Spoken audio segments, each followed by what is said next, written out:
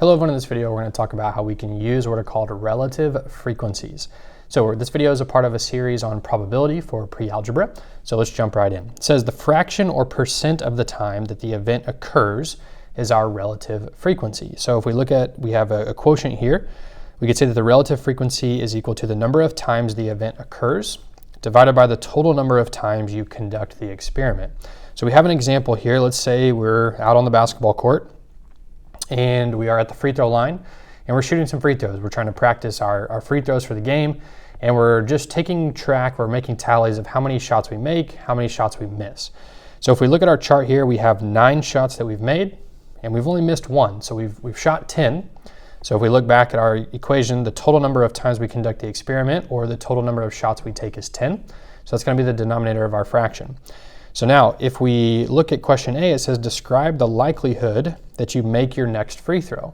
Well, we look back at the data, we made 9 out of 10. So that's 90%, right? That's 0.9, that's 90%. So I'm gonna say my likelihood is pretty high. We're gonna say highly likely.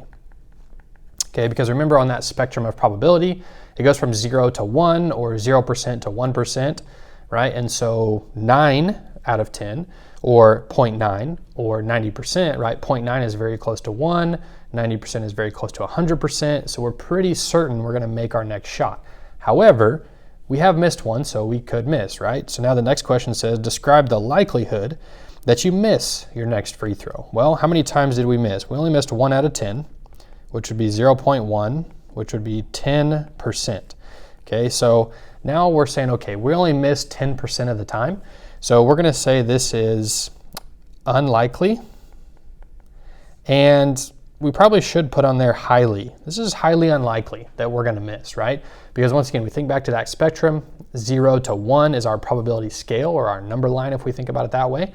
And so we're at 10%, that's almost 0%, right? It's not 0, so it's not never gonna happen, it's not gonna happen. It's not certain that it's not gonna happen, but it is highly unlikely that we will miss our next shot because it's highly likely that we will make our next shot because we made 9 out of 10, right? So that's a little bit about relative frequencies.